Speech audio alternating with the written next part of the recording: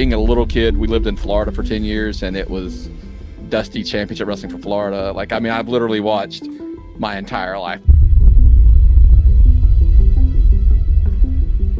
EB Games. Oh, yeah. I worked for them for like 3 years.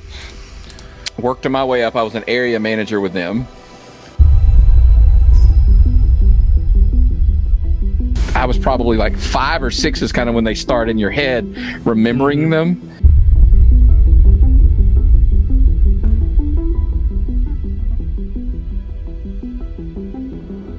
I always tell people, the moment I saw my dad freaked out a little bit about it, that's when you're as a kid going like, all right, that was a little creepy.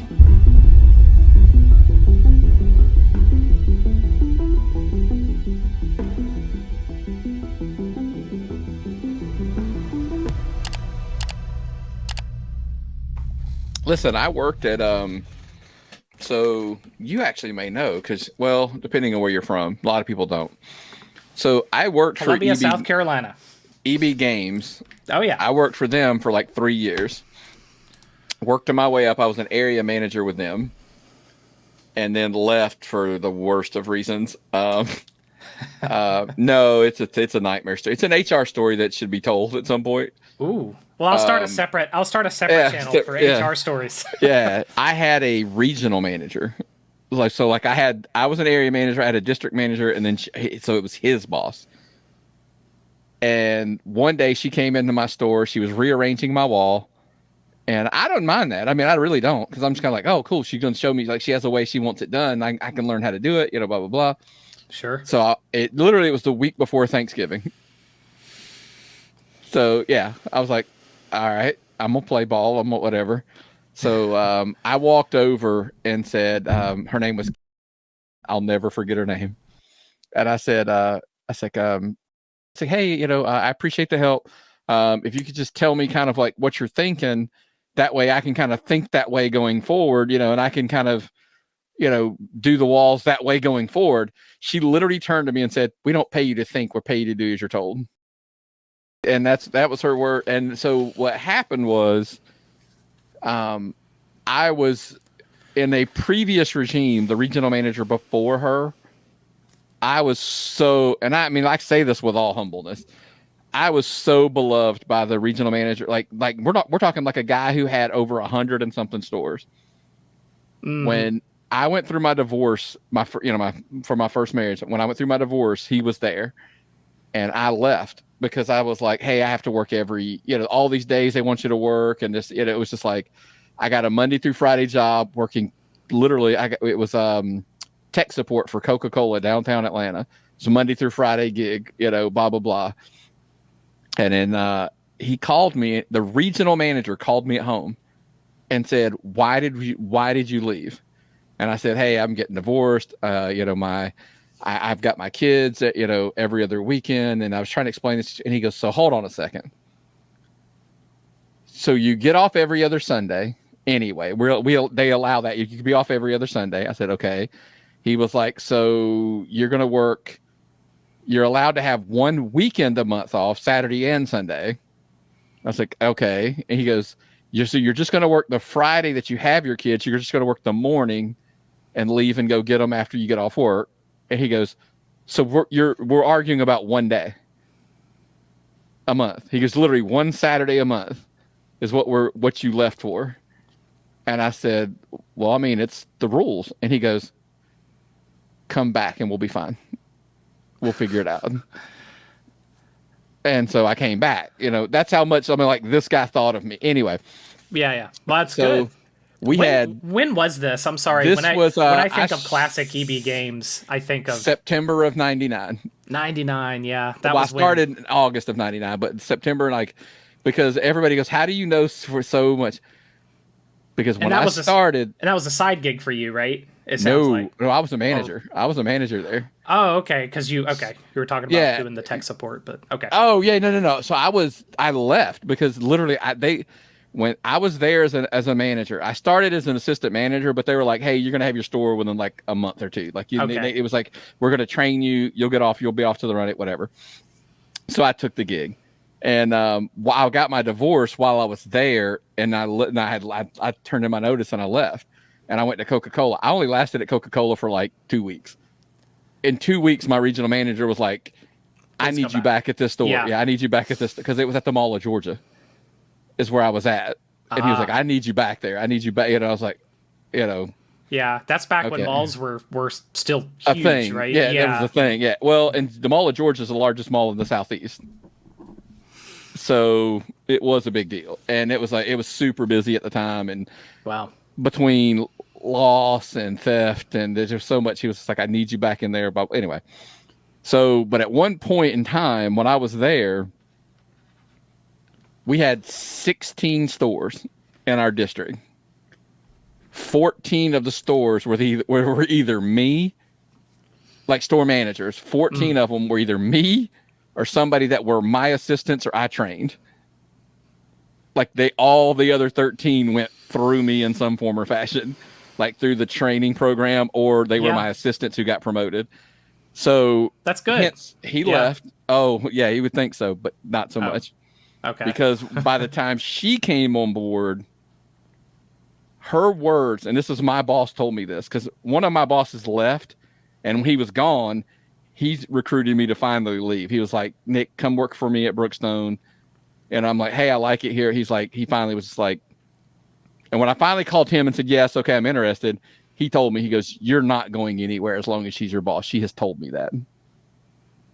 Like, she will never let you go up any higher." Like, wow. She used to call it was me and the other 14 managers. He said she had a nickname for you. It was Nick McDaniel and his disciples.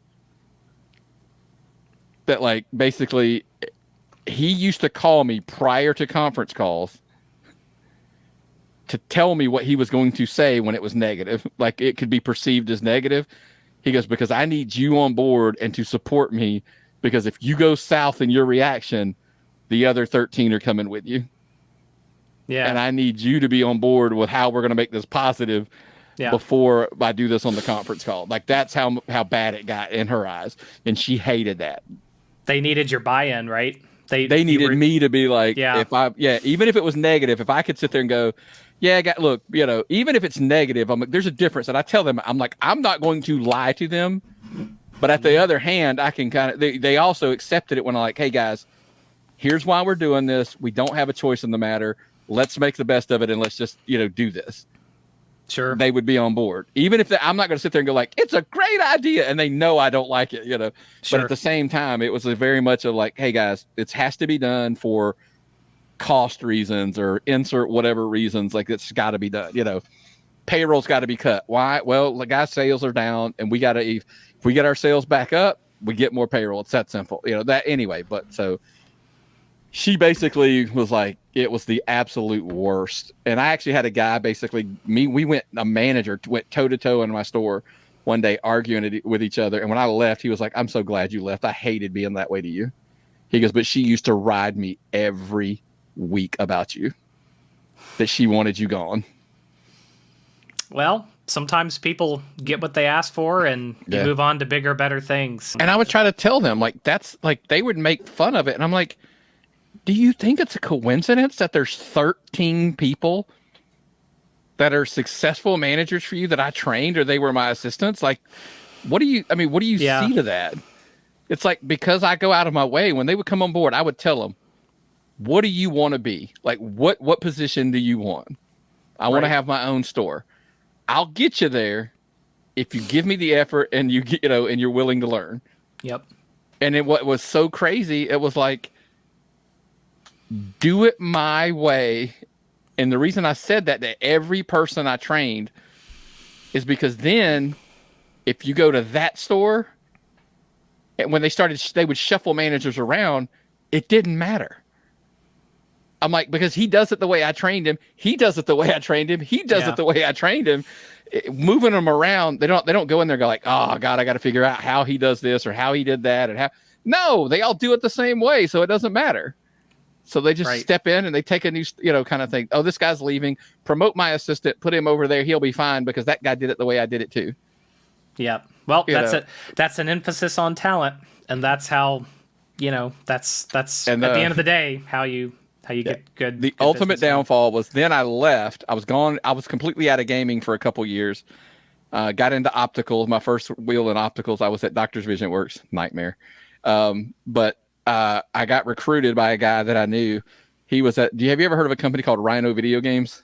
They're gone. They're not. They don't exist anymore. We only had at our peak. We had like 79 stores. It was a southeastern regional company. Florida, Georgia, Alabama, like Louisiana, Mississippi. Anyway, lots of them were in that area. I don't know if we ever. Well, I don't think we actually went into the Carolinas at all. But I was a district manager with them, and GameStop purchased them from Blockbuster. Well, here's the kicker.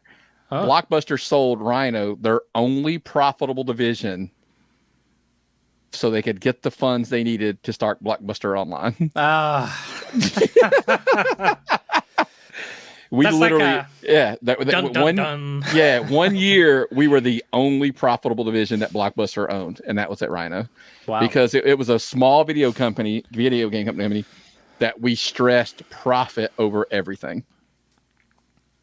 Like it wasn't about because like people don't know this, like at EB Games and GameStop or whatever, it was TNR, total net revenue. That's all they cared about. And I'm like, okay, you can make $1 million, but if you spend $1 million to make it, you didn't make any money, or and they were always like bottom line, line, and the thing was, they were like, if your payroll's high, if you can and they would let you hang yourself. That's what I loved about Rhino. They would say, if your payroll's high, but you like double your sales and your P&L's better than what we projected, we won't say a word.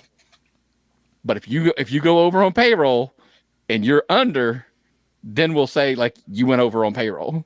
Sure. Yeah. It's about we literally individually taught people how to be like, this is your business. Like run it like your business depended on it. Like this was going to determine how much money you took home, like personally. And then we didn't care. And so anyway, when they sold, they're like, hey, you're getting absorbed back into GameStop or whatever. Your regional manager is going to be. It will not be, sir. And they're like, what do you mean? So you were going to link up with this person again after you. Oh, wow. Okay. So when Rhino sold, because GameStop and EB Games merged, not, sir. And they were like, so you're going to be reporting to. And then I said, I will not be. I will not be doing that. And they're like, well, it was funny because at first they were like, well, we signed an agreement that you guys would stay on for 6 weeks during the transition, like converting all of the Rhinos to, whatever. And I said, I will stay and do this transition for you for everything you've done for me. If the understanding is I don't report to her for those 6 weeks, I got to report to somebody else. I cannot report to her. I said, I will still report to you during the transition. And when the transition ends, I'll be leaving. I said, I'm just telling you that up front. I'm leaving after the end of the 6 weeks. And they were like, okay. I was like, I will not work for her again. Wow. And they were like, you sure? You sure? I was like, 100%. And sure enough, and when the first time we met, I was like, it's okay. We'll get through this. And that's all we need to talk about. Was she like kind of hostile when y'all linked up again? Or was it? Oh, okay. Yeah. She wanted me gone. Gotcha. Yeah. She didn't want me there. Yeah. Again. Jeez. She knew because her words were all of the ones coming on board. Like I was a district manager at that point. I wasn't even an area manager anymore. I would be reporting directly to her at that point. And I was like, there's not even going to be a buffer zone between us. I'm like, it's not going to happen. Wow. Yeah. So I left that one pretty,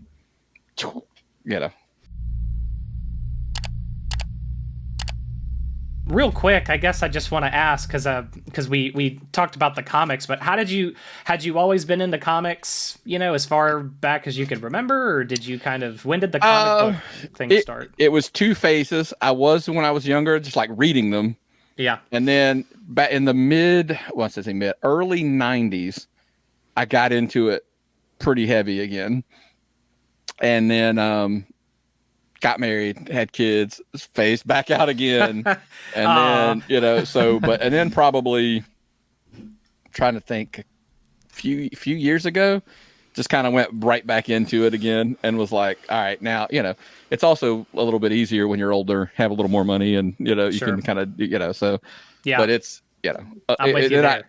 During the pandemic, it actually paid some bills. I mean, because people went nuts during the pandemic buying, like they had all that extra money, and it's not politicizing. It was true. They were just people were just blowing money left and right. I mean, comic book prices skyrocketed. They were like double what they were a year before and stuff. And so, I mean, same thing happened to video games, right? Yeah. I think the video game market got really interesting too. So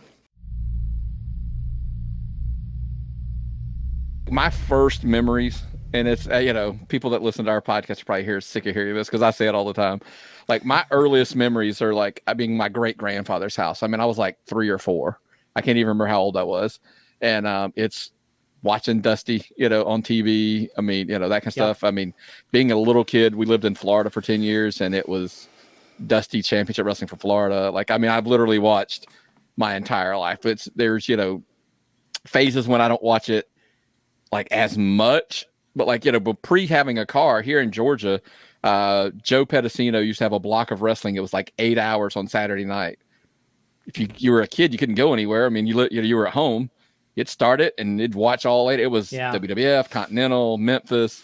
It was every wrestling territory. AWA, everything was on there. So we saw everything, and it just kind of steamrolled over the years. And like, just when you're married with kids, you're casually watching Raw and Nitro at times because I had little kids and stuff. But you're still watching it. Like I knew what was going on.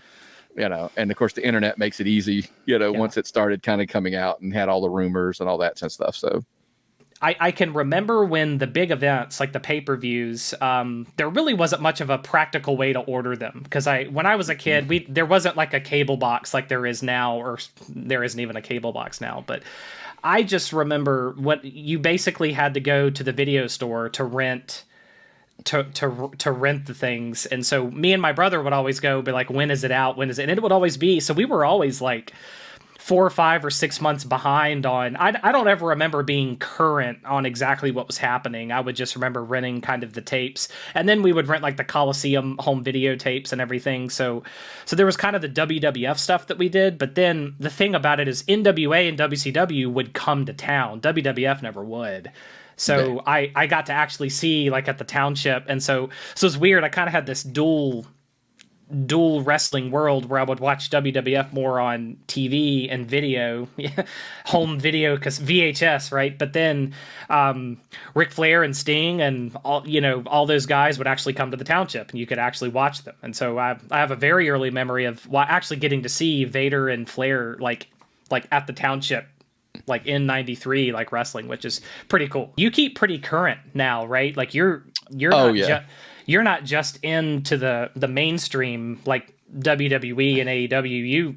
You guys really branch out and get into a lot of other stuff too, right? I mean, we like literally on any given weekend we're going to an indie show. We were just at one on Friday. We were just talking about it.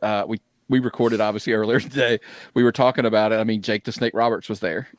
He is awesome. He's the booker of Southern Honor Wrestling, which is the promotion they had, and he's friends with the owner, right. so he kind of does it, and so it's but my thing is I try to explain to people, because people that are only watching what's on national television, I make jokes all the time about this where I'm like, but those guys started somewhere. It's, I mean, I saw Austin Theory wrestle in front of about 80 to 90 people, locally, that kind of thing. And everybody's like, oh, really? And I'm like, yeah. WrestleCade, Doc Gallows. I mean, you'll see Doc Gallows there, signing on, that kind of stuff. But I'm trying to think of just guys in general that we've seen. We saw Cody didn't work Southern Honor, but he was there because, again, he's friends with Dylan as well. We saw Kenny Omega and Chris Jericho at Southern Honor pre-AEW. It was before they launched. They needed footage out there of them like face to face. So there's lots of little things like that I always tell people, like, you just don't know who the next guy is going to be. And so, and the other thing is people with little kids. I always say this to people with little kids. You could take your kid to WWE. If you're on a budget, you're going to be sitting pretty far away. You're not going to be up close, right? Mm-hmm. Yeah. For $10, $15, you can take them to an indie show and you're going to be able to take pictures with the guys at intermission, get their autographs, all that kind of stuff. So I always think for your dollar, you're better off taking your kids to an indie show than you are, taking them to a WWE, AEW, etc. show. That's just my opinion, but we lived in Florida for 10 years. We moved, so I was born here in Atlanta. Literally, this is rare to hear. I'm a Grady baby, which means nothing probably to anybody outside, but it's the #1 trauma center in Georgia, so you can figure the math on about where that is. So yeah, it's downtown Atlanta. Okay. But when I was 2, we moved to Florida. You would think, oh, that's great. Well, the problem was the house we moved into. You learn later in life, right? Well, it's kind of hard to explain how the house was set up, but it was up on a hill, and there were kind of 2 sets of stairs. That one went up, and then it turned, and then went up another set of stairs to the front door. So, but to the right and left of those stairs, we would, in today's world, most people would go like, oh, they're like plant bed areas. Sure, go with that. But what we discovered was that, well, the husband and the wife that owned the home at one point, they were buried there. The irony of is, and I will tell you the creepiest part of the story, is it had a basement on the other side of that. So it was underground, under cinder block, a basement. And we actually had like a giant room. My mom put a king size bed in there. So blah, blah, blah. But this is again, different time. You actually had to go out of the house to get into the basement. Like it wasn't like a stairs because it was a stand. Well, you were sleeping on a king size bed, and opposite on the other side of those cinder blocks, that's where those people are buried. They're on the other side of that wall. Wow. Because it was under the ground. It was, under the basement. So pretty much primarily like most of my stories of like that would be, that you're wanting, they happen in that house for obvious reasons, right? Wow. And it's where to start. Like I just remember them from, like I said, being, I was probably like 5 or 6 is kind of when they start in your head, remembering them.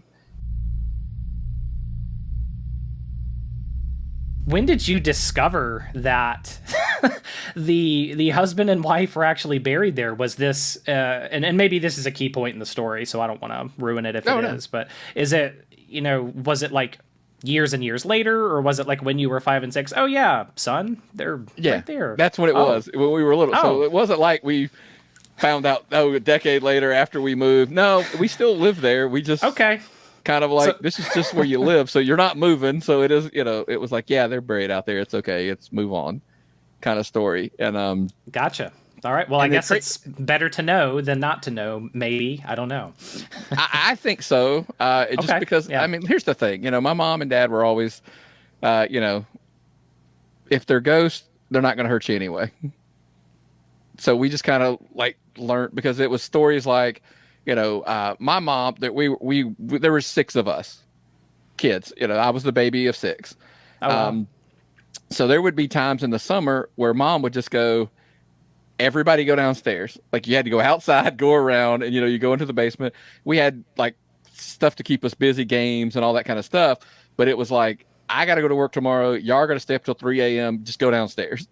Right. And so we would go downstairs and hang out, do our thing.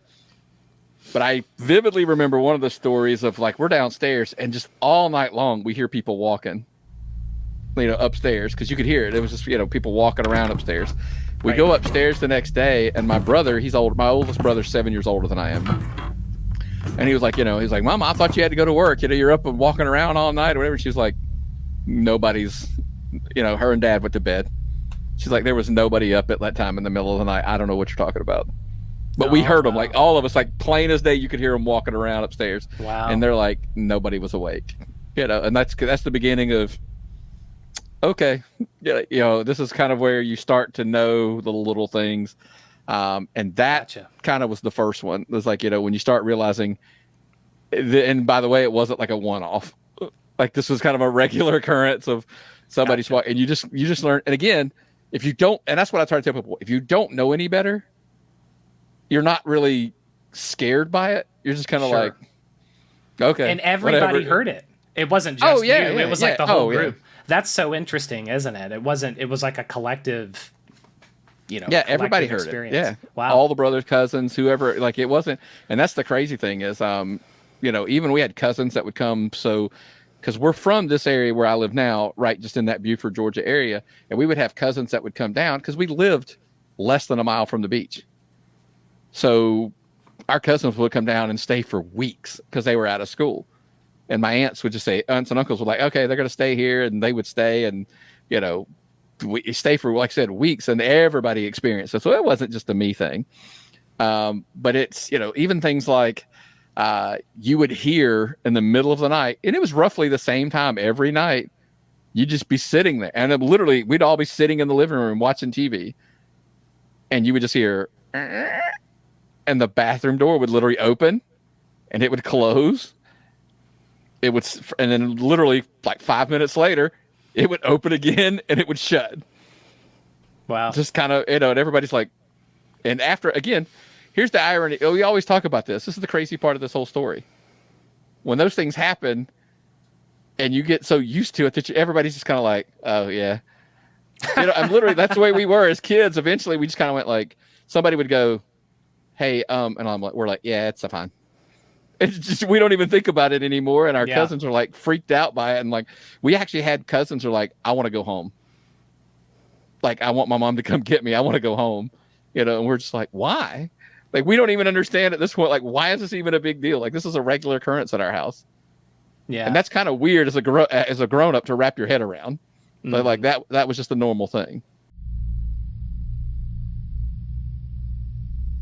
One of the weirdest ones, because even my dad, he was, before he passed away, he was even like, But, one night we're sitting there watching TV when this was, I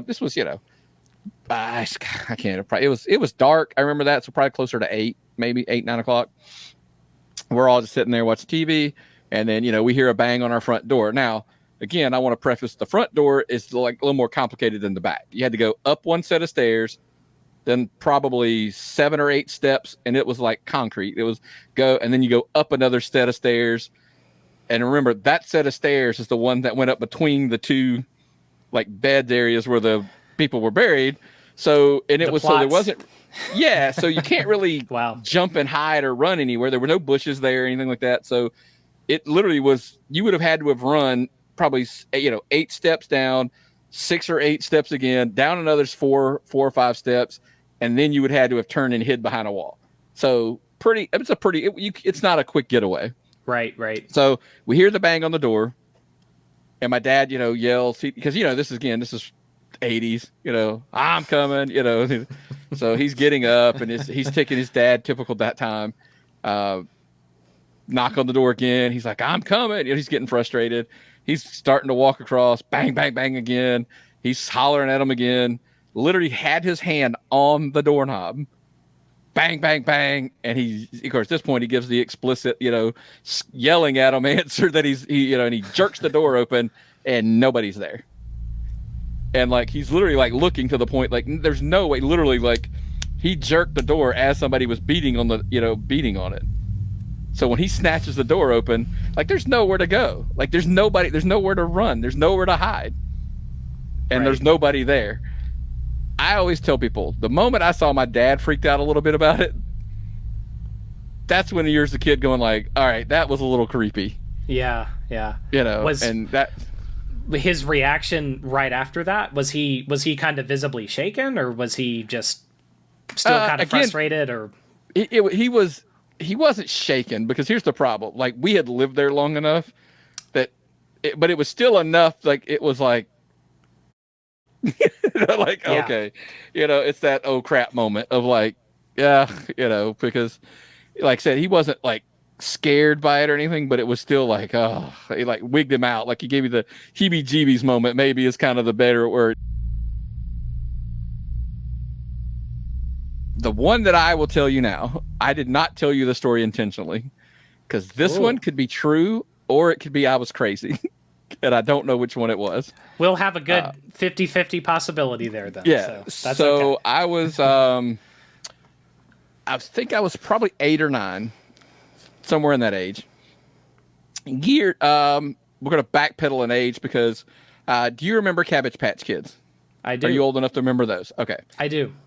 So my aunt, she sewed, she did all kind whatever. So she made Cabbage Patch Kids. They just didn't have like the plastic head. They were just all cloth. She could paint the eye. I mean, she was really good. She made really great. Basically, the joke is she made knockoff Cabbage Patch Kids, and they looked really good, by the way. Hands looked exactly the same, everything. So when we were little kids, she made us all one. So whatever. And they were all just, we tossed them into the living room. They were on a couch, a little over in the corner. They were all just tossed on the little thing. Because you know how like some older women, when they collect dolls, they have them sitting around the living room. It kind of looked something to that effect. So they were all sitting over in the corner. I was really, really sick. This is the preface why I said I could have just been delusional and crazy. I was very, very sick to the point that my mother had me sleep on the couch, not in my room, because I had a really high fever, etc. Okay. I was asleep. I was on the couch, had my back, and I was had my back to the living room, facing the back of the couch, and just had this weird, creepy like vibe feeling. I heard the bathroom door. It opened and it closed, but I was in there by myself at that point, so it did kind of wig me a little bit. And so then I heard it 5 minutes later. It opened and it closed again. And so just kind of, I got creeped out to the point that it actually made me roll over. And I looked, and this is the part that's creepy. I get it. I know I was probably delusional, but when I rolled over, like the doll my aunt had made me, and again, chuckle all you want, people. I understand. Literally, the doll went, like, raised its arm up and waved.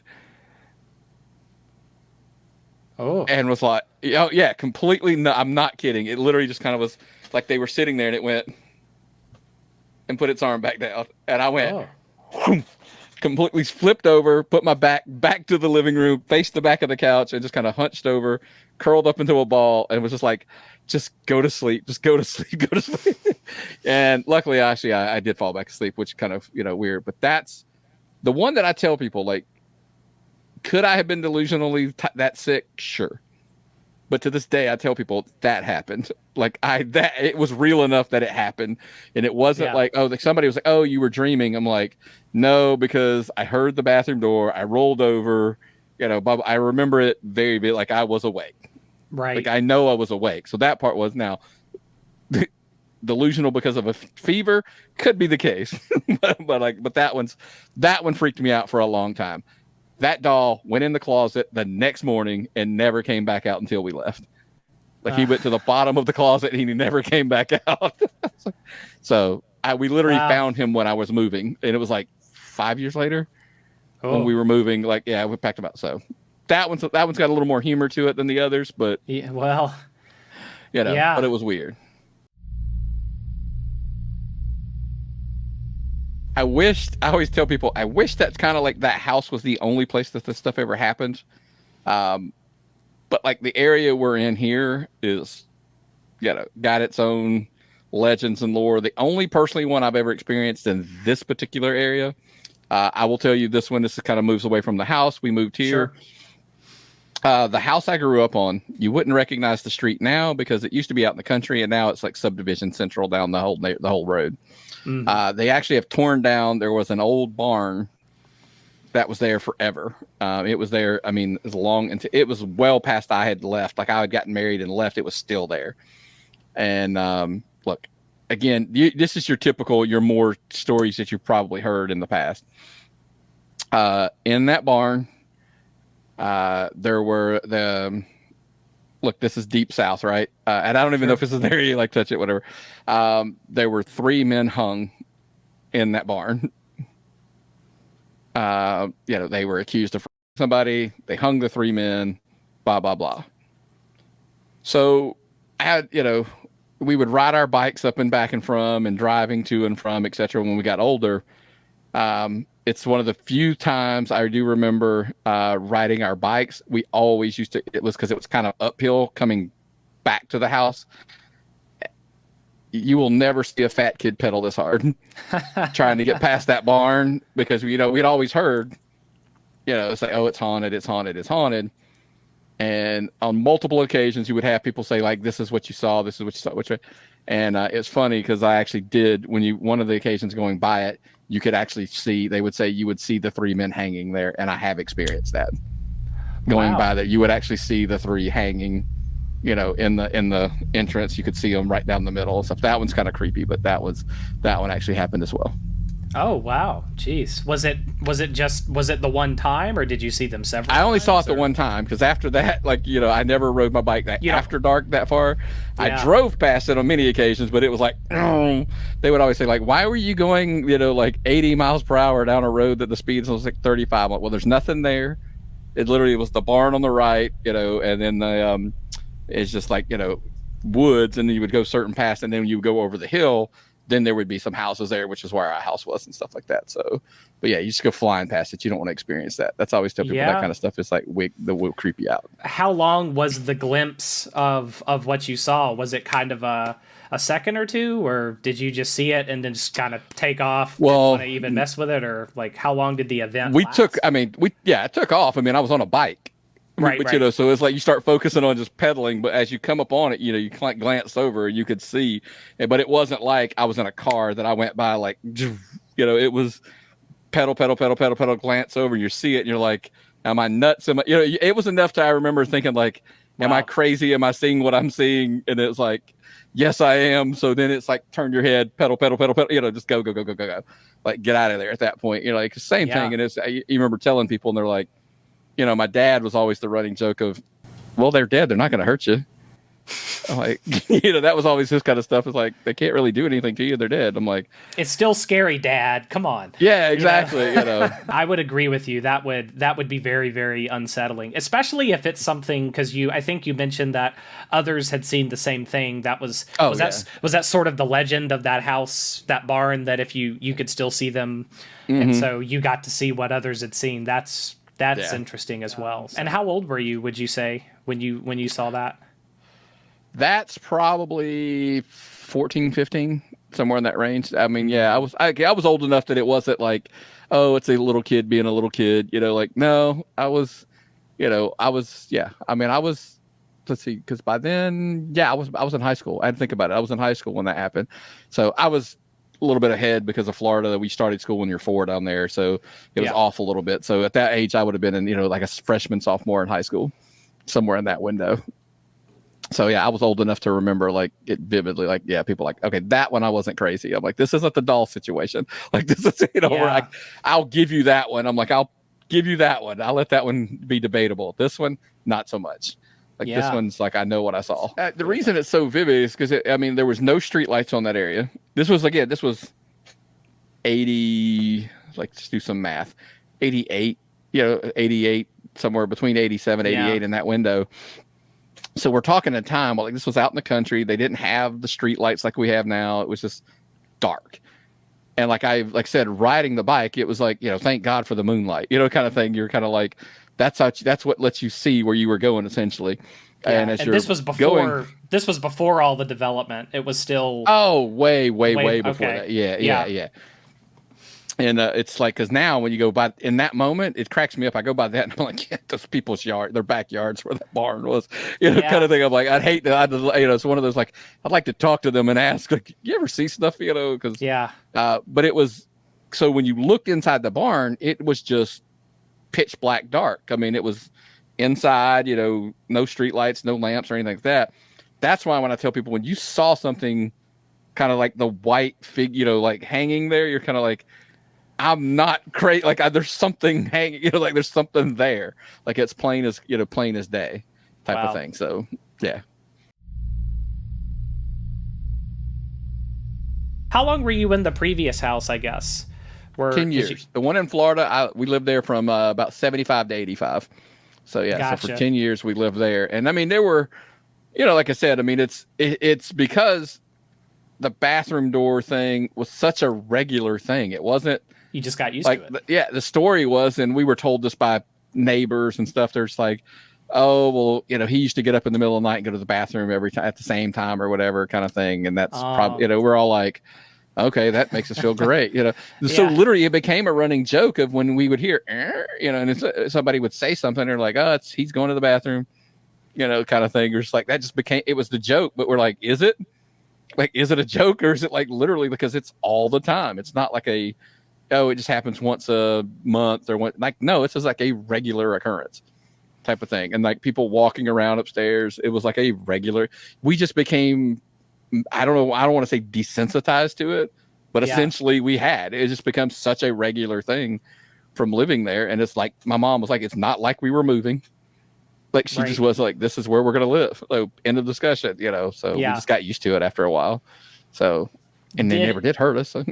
Did any friends or family experience anything different there? Did they ever see anything, or was it usually just kind of the doors opening on its own and things like that? Or did anybody else have any different experiences, or it was mostly the same? No, it was, walking around, you'd hear, like I said, things. Doors open. It was same thing. It was, I think when it came to other people, the fun part was always like their reaction to it, because they weren't used to it. They freak out about it, and you're just kind of like, what's the big deal? And their reaction of like, what do you mean, what's the big deal? Like, if you know this, like, what do like, so we're like, but if nothing's happened to us at this point, it's nothing's going to happen. Like, it just becomes, and it doesn't sound like it escalated to the point of, certainly not to the point of like driving you out, right? You just kind of learn to cope with it. So that's like, they're just not going to leave. They're here. So like, they're just not going to leave. So it's like, let them be. And like, it's not hurting anybody kind of thing. Yeah. I mean, that's kind of what happened. But yes, I had friends that when I was younger, I had friends spend the night. I had a friend call his mom. Yeah. Like he called his mom, was like, come get me. Like, I want to come home, because it completely freaked him out. And, the whole time I'm like, I don't even understand. Like, what do you mean you're freaked out about this? Why are you like, you're going to be fine.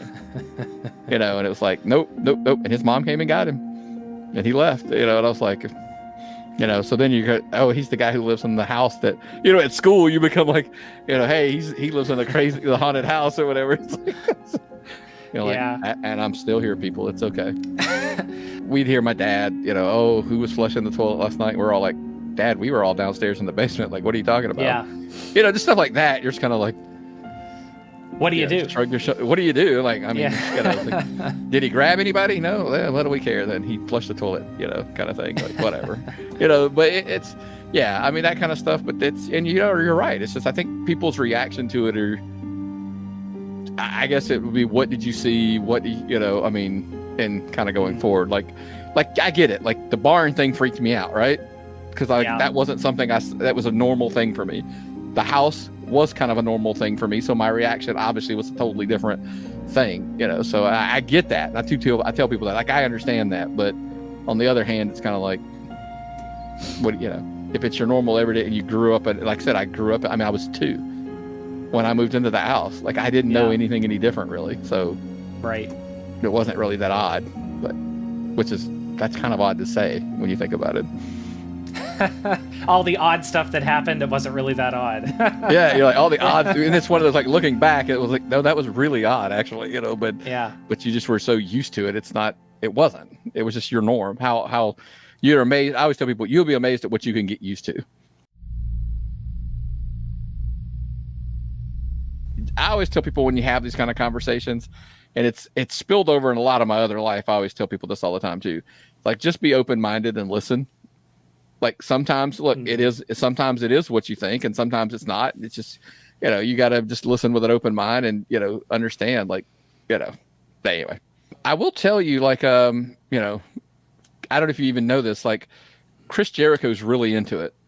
Like, he's really, like, he does, like, the paranormal, cryptozoology, he's in all that, and he'll actually have guests. Yeah. His podcast spans a pretty, but and this is what's crazy. I don't listen to his podcast regularly, but when he does those, I usually do. I just think they're, they interest me, because I'm like, I want to hear something other than the wrestling part.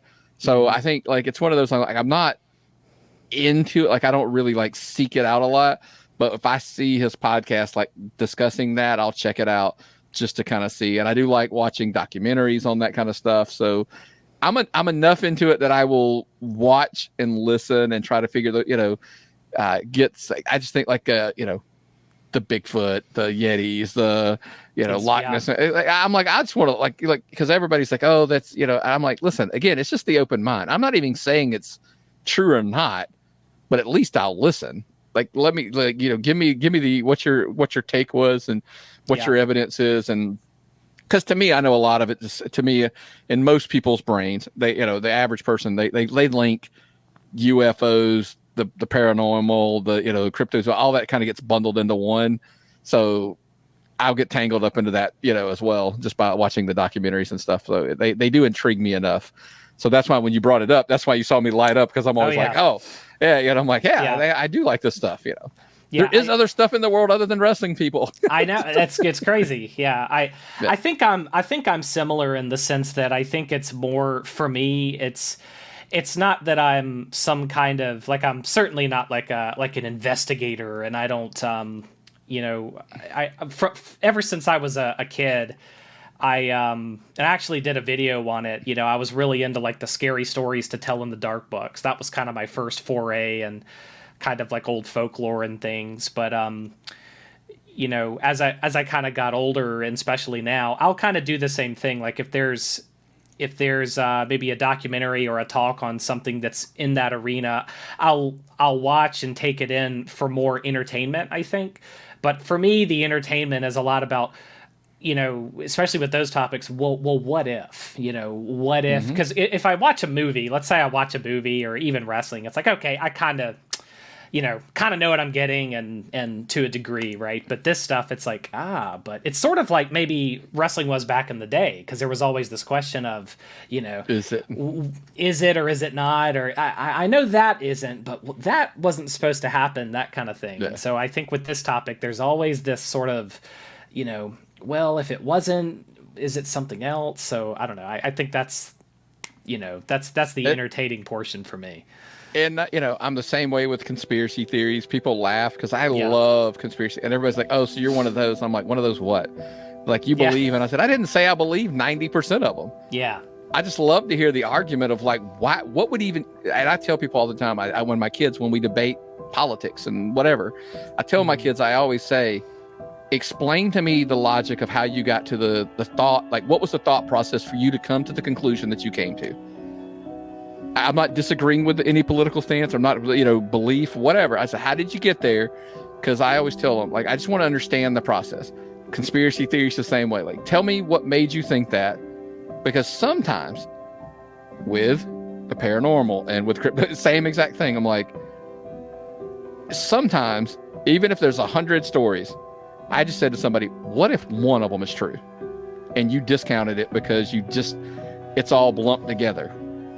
Why? I'm like, just give me the evidence and let me make that decision. And whatever I believe. But at least give me all that information. And like I said, there's a comedian who has a running joke of like, the government, you think they're batting 1,000 telling us the truth? Like, really? Yeah. Oh, and that's a whole other that's another podcast. Yeah.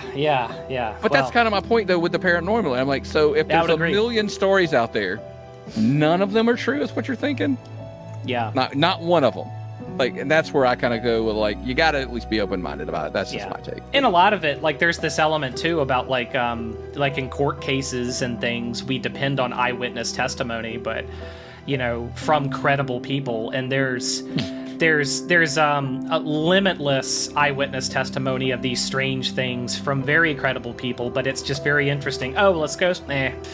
It's nonsense. It's this. It's like, but they're credible people, but they're well respected, and it's like, it's like, okay, we'll put a man in prison for life from it, but we are not going to believe that this could possibly happen. Exactly. Correct. Exactly. Yeah. That's what I think has always kind of been interesting, and about UFOs, paranormal, or any of that sort of stuff. Mm-hmm. It's just you're just put in this category.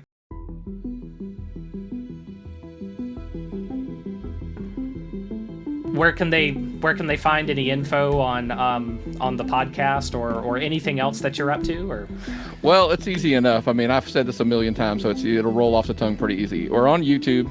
We're also on every podcast platform there is, literally every single one. We're on Amazon, music podcast, like Google Podcast, Apple Podcasts, Spotify, you name it, we're there. But YouTube, Tapped Out Wrestling Podcast is the easiest place to find us. If you're looking for like Twitter, Instagram, TikTok, everything, it's at Tapped Out Pod. Makes it simple. We're branded across all platforms at Tapped Out Pod. That's, you'll find us there. Our email is tappedoutpod@gmail.com. Like literally, I branded the out of this thing, so it's all one place. You can find us everywhere. If you're a wrestling fan, check it out. Let us know if you like it. We greatly appreciate it. That's always So it's right up there with the paranormal in my world. Yeah, absolutely. Yeah. Well, once again, Mr. Nick McDaniel, thanks again. Thanks for the time. Appreciate you sharing all of your creepy experiences, but also it was good to get to know you better. I appreciated kind of your background. I didn't realize you had the video game background. Mm-hmm. So I probably could have geeked out with you for another 2 hours about that, because that's another kind of formative part of my childhood. But we'll save that for when I start like a SNES channel or something like that. I don't know. Works for me. That's what the YouTube's for, right? Exactly. Well, thanks again, Nick. All right, buddy.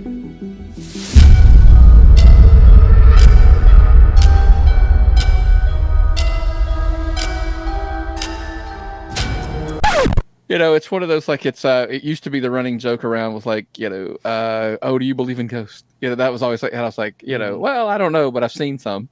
That was always my smart aleck answer. I don't know, but I've heard them.